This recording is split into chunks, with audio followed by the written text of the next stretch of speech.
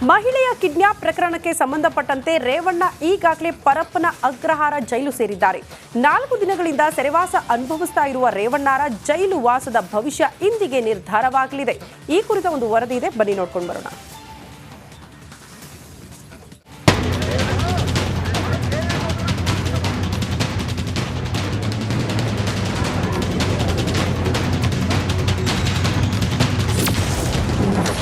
ಪರಪ್ಪನ ಅಗ್ರಹಾರದಲ್ಲಿ ಮಾಜಿ ಸಚಿವರ ವಾಸ. ಮಹಿಳೆಯ ಕಿಡ್ನಾಪ್ ಕೇಸಲ್ಲಿ ಮಾಜಿ ಸಚಿವ ರೇವಣ್ಣ 4 ದಿನಗಳಿಂದ ಪರಪ್ಪನ ಅಗ್ರಹಾರ ಜೈಲಿನಲ್ಲೇ ದಿನದೂಡ್ತಿದ್ದಾರೆ. ಮೌನಕ್ಕೆ ಶರಣಾಗಿರೋ ರೇವಣ್ಣ ಊಟವನ್ನು ಸೇವಿಸದೆ ನಿದ್ರೆಯೂ ಮಾಡದೆ ಒದ್ದಾಡ್ತಿದ್ದಾರೆ. ರೇವಣ್ಣರ ಜಾಮೀನು ಅರ್ಜಿ ವಿಚಾರಣೆ ನಡೆಯಲಿದ್ದು, ಮಾಜಿ ಸಚಿವರಿಗೆ ಬೇಲಾಗುತ್ತಾ ಅಥವಾ ಮತ್ತೆ ಜೈಲಾಗುತ್ತಾ ಅನ್ನೋ ಟೆನ್ಷನ್ ಶುರುವಾಗಿದೆ. ರೇವಣ್ಣಗೆ ಬೇಲ ಅಥವಾ ಮತ್ತೆ ಜೈಲ? ಜನಪ್ರತಿನಿಧಿಗಳ ವಿಶೇಷ ನ್ಯಾಯಾಲಯದಲ್ಲಿ ರೇವಣ್ಣರ ಜಾಮೀನು ಅರ್ಜಿ ವಿಚಾರಣೆ ನಡೆಯಲಿದೆ.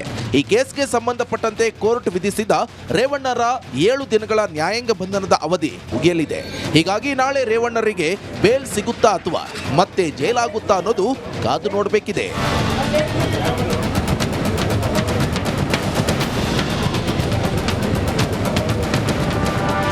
ಇರುಸು ಮುರುಸಿನ ನಡುವೆ ಜೈಲಲ್ಲಿ ದಿನದೂಡ್ತಿರುವ ರೇವಣ್ಣ ಜೈಲಿಂದ ಹೊರಬಂದ್ರೆ ಸಾಕು ಅಂತ ಜಪಿಸ್ತಿದ್ದಾರೆ. ಊಟ ತಿಂಡಿ ಕಡೆ ಗಮನ ಕೊಡದೆ ಯಾರೊಂದಿಗೂ ಮಾತನಾಡದೆ ಏಕಾಂಗಿಯಾಗಿದ್ದಾರೆ. ಜಾಮೀನು ಸಿಗುವ ನಿರೀಕ್ಷೆಯಲ್ಲಿ ರಿಲ್ಯಾಕ್ಸ್ ಆಗಿದ್ದು ಮಾತ್ರ ಕಂಡುಬಂತು.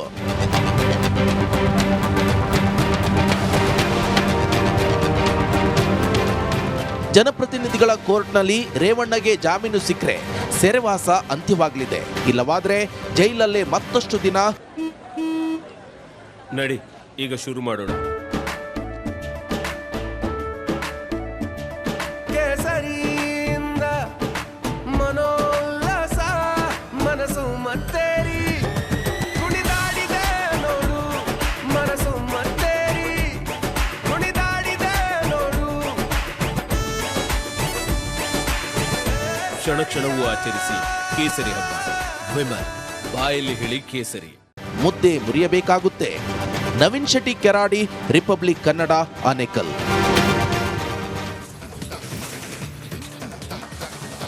ಈ ಕಿಡ್ನಾಪ್ ಕೇಸ್ನಲ್ಲಿ ಮಾಜಿ ಮಿನಿಸ್ಟರ್ಗೆ ಬೇಕ್ ರಿಲೀಫ್ ಸಿಗೋ ಸಾಧ್ಯತೆ ಕಾಣಿಸ್ತಾ ಇದೆ. ಹಾಗಾಗಿ ರಿಲ್ಯಾಕ್ಸ್ ಮೂಡ್ನಲ್ಲಿದ್ದಾರೆ ರೇವಣ್ಣ.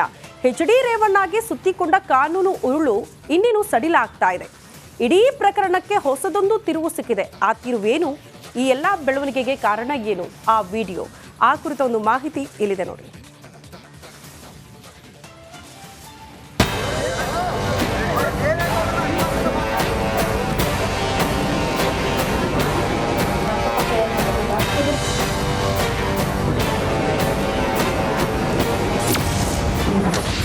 ಮಹಿಳೆಯ ಕಿಡ್ನಾಪ್ ಕೇಸ್ಗೆ ಬಿಗ್ ಟ್ವಿಸ್ಟ್.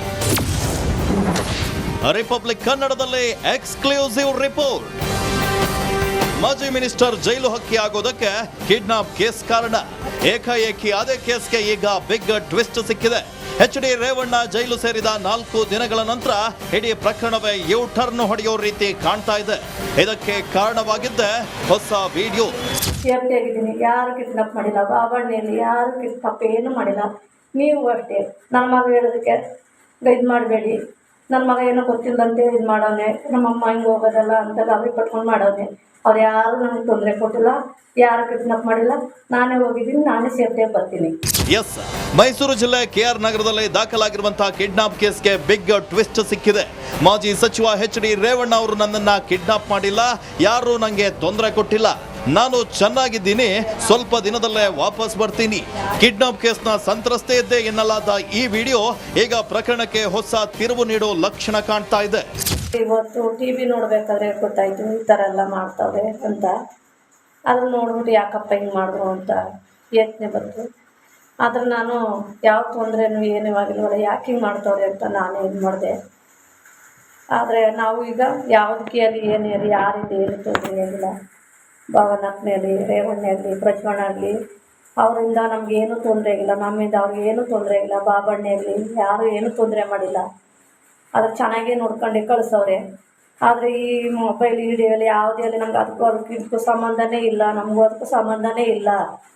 ಆದರೆ ಈ ಥರ ಯಾವುದೂ ತೊಂದರೆ ಕೊಟ್ಟಿಲ್ಲ. ಅವರು ಯಾರು ಕಿಡ್ನಾಪ್ಪು ಮಾಡಿಲ್ಲ. ಸಂಬಂಧಿಕರ ಮನೆ ಇದ್ದೆ, ಟಿ ವಿ ನೋಡ್ತಾ ಇದ್ದೆ, ಗೊತ್ತಾಯಿತು. ಹಿಂಗೆ ಯಾಕಪ್ಪ ಅಂತ ಹೇಳ್ಬಿಟ್ಟು ಇದು ಮಾಡ್ತಾಯಿದ್ದೀನಿ. ನನ್ನ ಮಗನಾದರೂ ಅಷ್ಟೇ, ಏನು ಭಯಪಡಬೇಡ, ಚೆನ್ನಾಗಿದ್ದೀನಿ, ಬರ್ತೀನಿ 2 ದಿವಸದೊಳಗೆ, ನಾನು ಏನೂ ತೊಂದರೆ ಆಗೋದಿಲ್ಲ, ನಾನು ಚೆನ್ನಾಗಿದ್ದೀನಿ, ಇದು ಗಾಬರಿ ಪಡ್ಕೋಬೇಡಿ, ಇಲ್ಲೇ ಇದ್ದೀನಿ, ಬರ್ತೀನಿ, ನಾ ಯಾವ ಏನೇ ಯಾರೇನೇ ಅಂದರೆ ತಲೆಗಾಸಬೇಡಿ, ಚೆನ್ನಾಗಿರಿ, ನಾನು ಸೇಫ್ಟಿಯಾಗಿದ್ದೀನಿ. ಅವರಲ್ಲಿ ಏನು ನಮಗೆ ತೊಂದರೆ ಆಗಿಲ್ಲ, ಅವರು ಕಿಡ್ನಾಪ್ ಮಾಡಿಲ್ಲ. ಈ ಮೊಬೈಲ್ದಲ್ಲಿ ಯಾವ ಸಂಬಂಧನೇ ಇಲ್ಲ. ಇದು ಮಾಡ್ಕೊಂಡು 4 ದಿವಸ ಹೋಗಿದೆ, ಬರ್ತೀನಿ, ಆದರೆ ಎಲ್ಲಿ ಮಾಹಿತಿ ಕೊಡ್ತೀನಿ. ಆದರೆ ಈ ಥರ ಟಾರ್ಚರ್ ಕೊಡಬೇಡಿ, ಪೊಲೀಸ್ನವ್ರು ಕಳಿಸಿ. ನಮ್ಮ ಮನೆ ಹತ್ರ ಮಕ್ಕಳು ಮರಿ ಎಲ್ಲ ಇರ್ತವೆ, ಭಯ ಪಟ್ಕೋತೇವೆ, ಏನು ಇಂಥ ಗಾಬರಿ ಐತವೆ. ಆದರೆ ಕೊಡಬೇಡಿ, ನಾವು ಕೂಲಿ ಮಾಡ್ಕೊಂಡು ಜೀವನ ಸಾಕೋರು, ನಮ್ಮ ಹೊಟ್ಟೆ ಮೇಲೆ ಇದು ಮಾಡಬೇಡಿ. ನಾಳೆ ಸ್ವಲ್ಪ ಬಂದು ಹೋಯ್ತಾಯಿದ್ರೆ ಮಕ್ಕಳು ಏನು ಅನ್ನಿಲ್ಲ, ಅಕ್ಕಪಕ್ಕ ಏನು ಅನ್ನೋದಿಲ್ಲ. ಕೂಲಿ ಮಾಡ್ಕೊ ತಿನ್ನೋರಿಗೆ ಒಂದು ನೆಮ್ಮದಿಯಾಗಿ ಕೂಲಿ ಮಾಡ್ಕೊ ತಿನ್ನೋರು ಬಿಟ್ಬಿಡಿ. ಅಂಥ ತೊಂದರೆನೂ ಯಾರಿಂದ ಏನೂ ತೊಂದರೆ ಆಗಿಲ್ಲ. ಅಂಥ ತೊಂದರೆ ಆದಾಗ ನಾವೇ ಬಂದು ನಿಮ್ಗೆ ಹೇಳ್ತೀವಿ. ಆ ರೀತಿ ಯಾವುದೂ ತೊಂದರೆನೇ ಇಲ್ಲ. ಆ ರೀತಿ ಕೊಡಬೇಡಿ, ಹಿಂಸೆ ಕೊಡಬೇಡಿ. ಆ ಥರ ತೊಂದರೆ ಕೊಟ್ಟಾಗ ನೀವೇ ಜವಾಬ್ದಾರಿ ಆಗಬೇಕಾಯ್ತು. ನಮ್ಮ ಗಂಡನಿಗೆ ನಮಗೆ ಏನೋ ತೊಂದರೆ ಆದಾಗ ನೀವೇ ಹೊಣೆ. ಅದಕ್ಕೆ ಹೊಣೆ ಆಗೋದಾದ್ರೆ ಬಂದು ಮನೆ ಹತ್ರ ಏನೋ ಇದು ಮಾಡಿ. ಸಂತ್ರಸ್ತೆ ನೀಡಿರುವ ಈ ಹೇಳಿಕೆ ಕಿಡ್ನಾಪ್ ಕೇಸನ್ನೇ ಉಲ್ಟಾ ಹೊಡೆಯೋ ಹಾಗೆ ಮಾಡ್ತಾ ಇದೆ. ಅತ್ತ ಜೈಲು ಸೇರಿರೋ ಮಾಜಿ ಸಚಿವ HD ರೇವಣ್ಣರಿಗೆ ಗುಡ್ ನ್ಯೂಸ್ ಸಿಗೋ ಲಕ್ಷಣ ಕಾಣ್ತಾ ಇದೆ.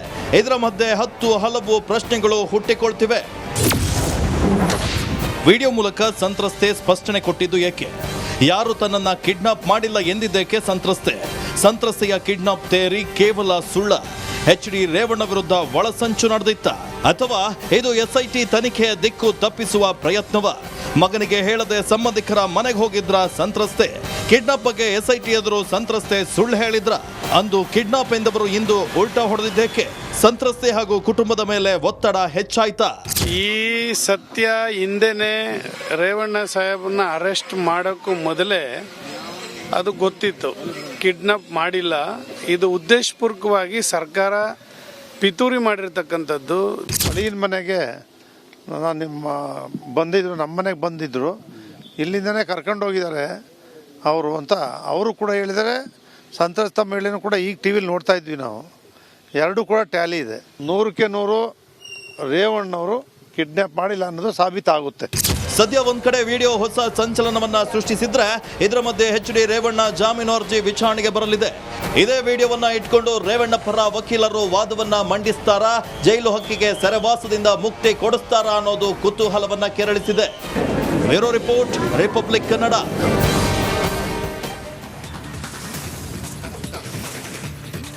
ಇನ್ನು ವಕೀಲ ದೇವರಾಜೇಗೌಡಗೆ ಹೊಸ ಸಂಕಷ್ಟ ಎದುರಾಗ್ತಾ ಇದೆ. ಓವರಾಲ್ ಈ ಪೆನ್ಡ್ರೈವ್ ಪ್ರಕರಣಕ್ಕೆ ಸಂಬಂಧಪಟ್ಟಂತೆ ರೇವಣ್ಣ ಮತ್ತು ಪ್ರಜ್ವಲ್ ರೇವಣ್ಣ, ಭವಾನಿ ರೇವಣ್ಣ ಹೊರತುಪಡಿಸಿ ಅತಿ ಹೆಚ್ಚು ಸದ್ದು ಸುದ್ದಿಗೆ ಕಾರಣ ಆಗಿರುವಂತಹ ಹೆಸರು ಅಂದ್ರೆ ಅದು ವಕೀಲ ದೇವರಾಜೇಗೌಡ ಅವರು.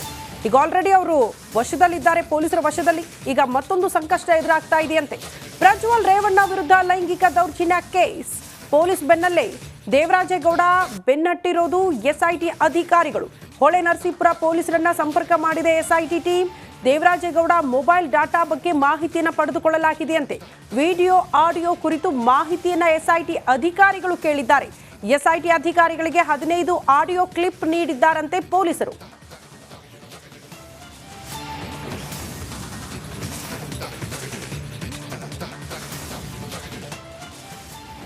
ಹಾಸನದ ಪೆನ್ ಡ್ರೈವ್ ಪ್ರಕರಣ ದಿನಕ್ಕೊಂದೊಂದು ರೀತಿಯ ಟ್ವಿಸ್ಟ್ ಪಡೆದುಕೊಳ್ತಾನೆ ಇದೆ. ಇದೀಗ ಈ